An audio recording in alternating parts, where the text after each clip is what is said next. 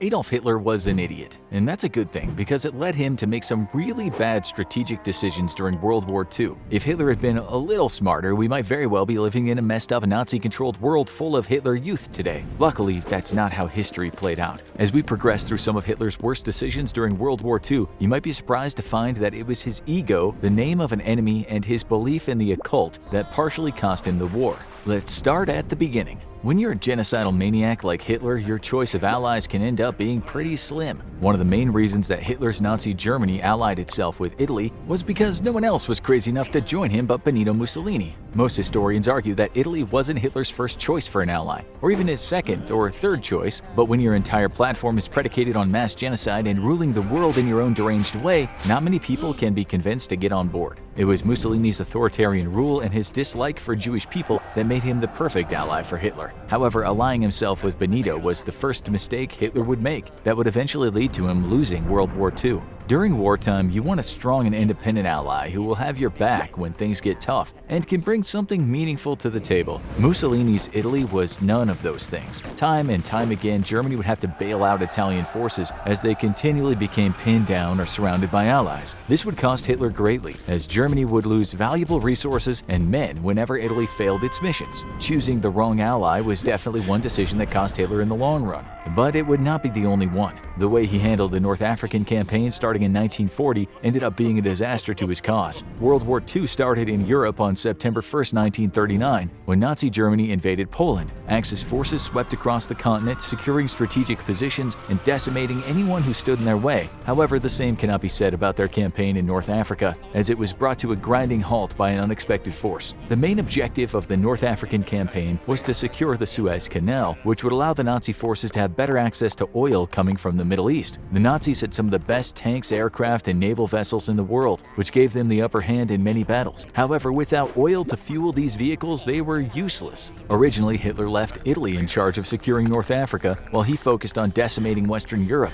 This was his first mistake. Italy had trouble defeating Allied forces in the region from the beginning, and Hitler had to send his men and tanks down to bail them out. The distance between Germany and North Africa meant this would take time, but it had to be done if the Axis powers were going to control the region. Eventually, Hitler decided to send General Erwin Rommel to the region to command the German tank forces in North Africa. His mission was to sweep across the continent from Morocco to the Middle East, and once there, he'd be in charge of maintaining control of the vast oil reserves in the region. This was a wise strategic move for Hitler, but the execution was performed poorly. After some initial success, things started to fall apart in North Africa. The main problem was that Rommel just didn't have the resources or tanks necessary to get the job done. Rommel made it as far as Tobruk in Libya before he ran into some issues. He was able to capture the seaport of Tobruk, but once the Nazi forces began their advance further east, they were stopped by British General Bernard Montgomery in El Alamein. For 12 days, Nazi and Italian forces tried to break the British line without success. Hitler was furious with the lack of progress in North Africa. After a second defeat at El Alamein, Rommel returned to Europe. He complained that he should have been left with the tank battalions in North Africa, where he was sure he could eventually defeat the Allied troops. However, whether it was Hitler's direct orders or his influence over the Nazis' military, Rommel was forced to stay in Germany while his forces in North Africa were defeated. The Allies had secretly landed more troops in Morocco and Algeria. They charged across the region and eventually trapped the retreating Axis forces. Altogether, around 250,000 German and Italian troops were captured. This would be a definitive turning point in the war to control North Africa and led to a huge disruption in the oil supply that fueled the Nazi war machine. As a side note, Rommel was later accused and convicted for playing a role in the 20th of July plot to assassinate Adolf Hitler. This led to the general being given two options: execution by the state or death by suicide. On October 14, 1944, Rommel bit down on a cyanide capsule and ended his life and career as a Nazi general. There's no clear evidence that Rommel actually played a role in the assassination attempt on Hitler's life. This may mean that rather than having a traitor killed, Hitler made the mistake of eliminating one of his best generals, as Rommel is traditionally seen as a brilliant commander in the field, and Hitler's mistakes would keep on coming. The United States played a major role in securing victory for Allied forces in Europe. However, one of the main reasons that the USA sent troops to Europe was because Hitler made the mistake of declaring war on the United States first. The US was sending supplies and resources to the Allies in Europe from very early on in the war. However, they had adopted somewhat of an isolationist policy and had no plans of directly intervening in Europe until December 11, 1941. That's when Hitler made another decision that would cost cost him the war. Early on in 1941, the United States had not sent or had plans to send troops to Europe. Then Pearl Harbor happened. Hitler had no idea that the Japanese were going to bomb Pearl Harbor, but he'd hoped from the beginning that Japan would pull the US into a war in the Pacific. This would cause them to focus their attention on the other side of the world, likely reducing the amount of supplies they were sending to Britain. Instead of letting those events play out, Hitler did something really dumb. He started attacking American supply ships in the Atlantic and immediately declared war on the US. Hitler was delusional, and he thought even if he destroyed American convoys and declared war on the country, the US would still be too preoccupied with Japan to retaliate. However, nothing could have been further from the truth. The United States' economy was incredibly strong and had already begun ramping up wartime production. They had the men, the resources, and now the motive to fight a war on two fronts. At the time, President Franklin Delano Roosevelt was still on the fence about whether troops should be sent to Europe or if the United States should solely focus on Japan. But Hitler's decision to declare war on the US prematurely made the decision easy for him. America would go to war with Nazi Germany and kick their ass, and Hitler only had himself to blame. Just to put it in perspective on how big of a mistake this was, every year of the war, the United States constructed twice as many planes and war vehicles as Nazi Germany did. The United States also had immense resources and a huge labor pool to pull from. With everyone now united under the declaration of war against the United States by Adolf Hitler, the whole country put everything they had into the war effort to defeat Nazi Germany. In the summer of 1941, Hitler would make a decision that would cost him enormous amounts of men, resources, and pretty much the war itself. On June 22nd, the Nazis launched Operation Barbarossa. At the beginning of the war, Hitler was smart enough to have Soviet Russia sign a non-aggression pact, which ensured that they wouldn't attack Germany from the east. This allowed him to focus his attention on Western Europe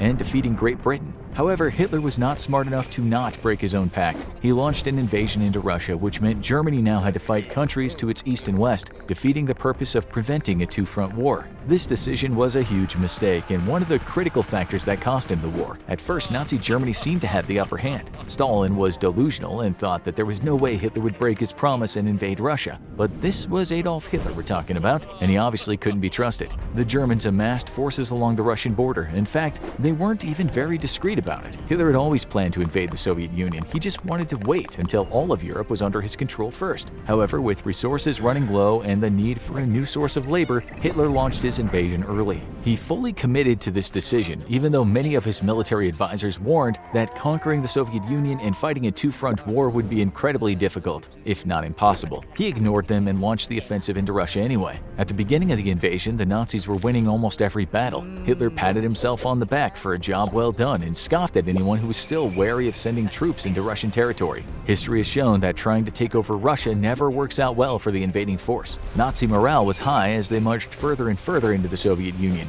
The dirt roads were passable in the summer months, and the Nazi uniforms provided enough warmth to stay relatively comfortable even at night. Hitler was so convinced that the war in Russia would be over quickly that he held off on sending more supplies and winter gear to the troops who were advancing further into the Soviet Union. But as the winter months approached, the weather began to change. The tide of the war in Russia was about to shift. Operation Barbarossa was a massive offensive with 3 different attack forces spread across approximately 1,800 miles of land. As all 3 parts of the German army started to reach their objectives, they were slowed down by terrible weather, lack of food, and depletion of resources. The Russian people destroyed their own villages, farms, and factories as they retreated further into the Soviet Union to get away from the Nazi invasion. Hitler's original plan had been to resupply his troops using Russian resources as they made their way across the country. It was too long a distance to constantly be resupplying his forces from Germany. Plus, the whole point of invading the Soviet Union was to secure more resources. However, the Russian people left very little of use behind due to their scorched earth policy. When the northern offensive reached Leningrad, they thought that it would fall quickly as the rest of Russia did, but this was not the case. The Germans couldn't manage to secure Leningrad from the Russians, and resources were running dangerously low. On top of that, the Nazi forces in the south also ran into trouble. They were stopped dead in their tracks by entrenched Russian soldiers and couldn't advance any further. Hitler was furious. He ordered the middle offensive to send troops to the north and south, which weakened the middle force while not improving the situation in the other regions by much. The slowing down of the German advance allowed the Soviets to regroup.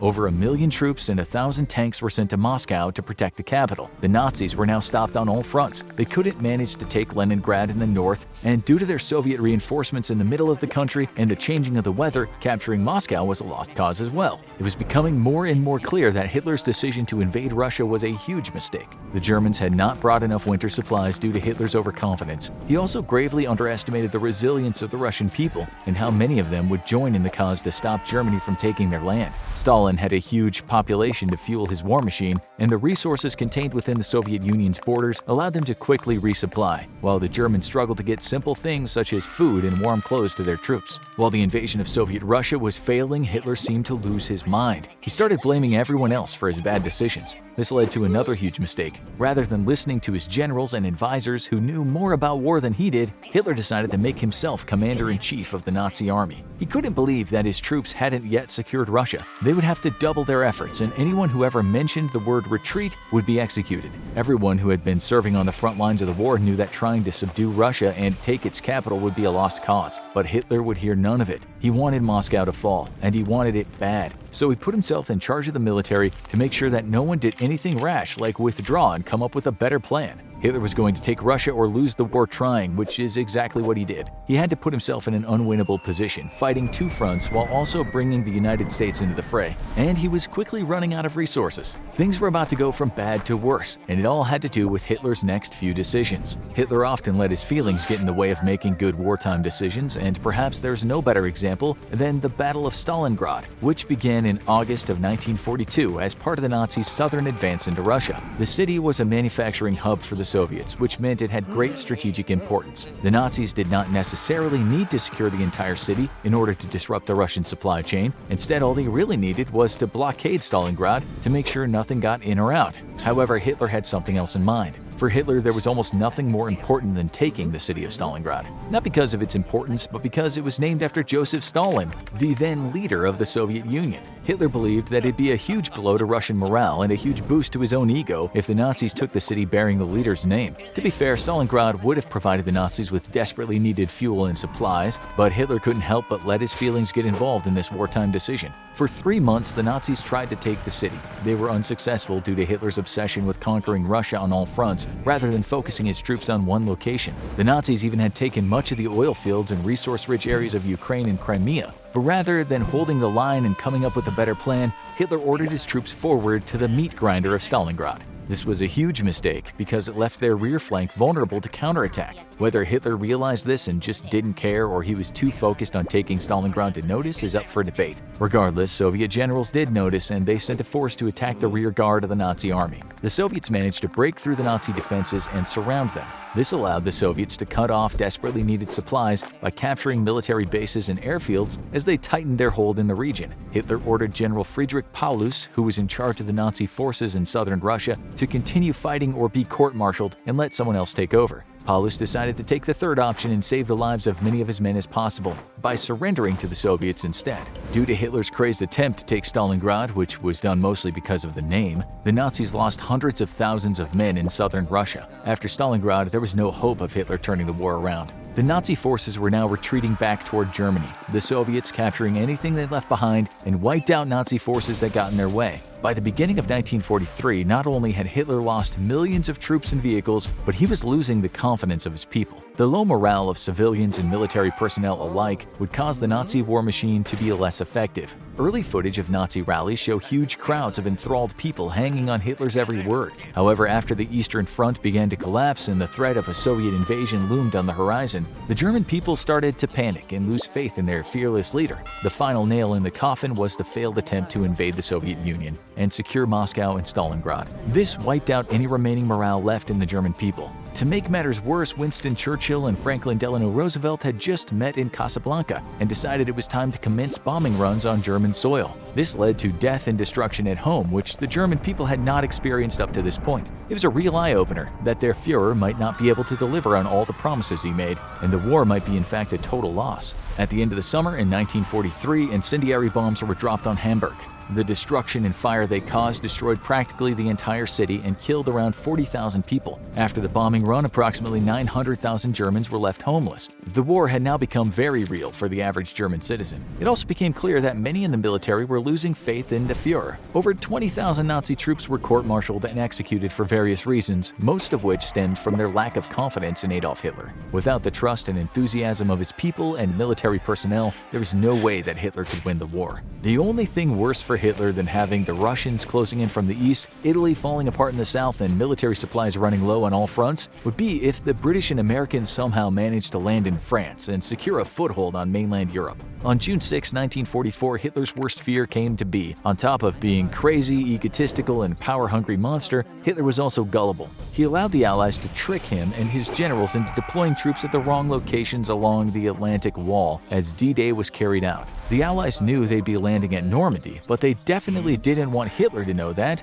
so they used false radio broadcasts, dummy aircraft, and misinformation to trick Hitler into moving his forces away from the actual landing zones. The plan worked, and when Allied forces stormed the beaches, they met much less resistance than they would have otherwise. There's no doubt that the D-Day invasion was a gruesome and terrible moment in World War II history that cost the lives of thousands of Allied soldiers, but it ended up being successful because of the Allies' ability to trick Hitler. With Allied troops now on mainland Europe, there was nowhere to run. Nazi forces were recalled back to the fatherland as an invasion of Germany was now imminent. All of the key events mentioned thus far were not the only reasons Hitler lost the war. There were some factors that Hitler handled poorly throughout the entire conflict that led to his demise. These can't be pinpointed to a specific event or battle, but instead show how a bloodthirsty tyrant can let his vision for world domination get in his own way. Perhaps the biggest mistake that Hitler made was overextending his forces. This was such a problem because throughout the war, maintaining supply lines was a huge issue for the Nazis. They constantly found themselves in need of more resources, the most important of which were fuel and food to supply their vehicles and troops. In the initial months of the war, Axis powers secured vast amounts of land across Europe and North Africa.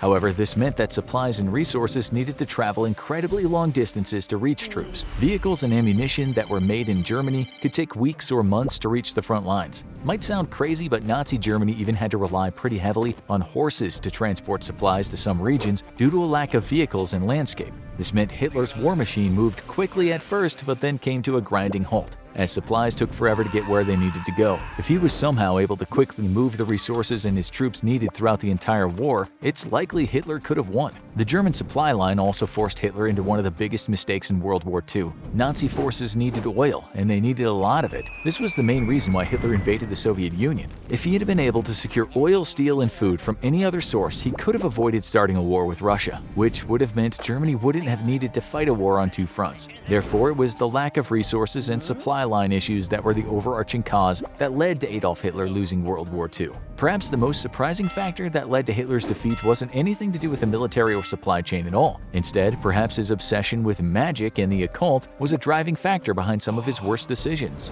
The Nazis' fascination with the occult wasn't just made up to create Indiana Jones movies. Instead, mysticism played a pretty important role in Hitler's decision-making policies. For example, the Nazis were constantly on the search for the Holy Grail, as the promise of everlasting life was a huge draw for Hitler and his entourage of occultists. Hitler and the rest of the Nazi leadership were not Christians, but they still believed that certain relics were imbued with mystical powers. But the search for mystical relics was only one aspect of Hitler's use of the occult. He actually used pretty strange practices to help make some wartime decisions as well. Some accounts report that Hitler and Nazi military leaders frequently used a pendulum and dowsing rod to determine the location of Allied warships on maps of the ocean.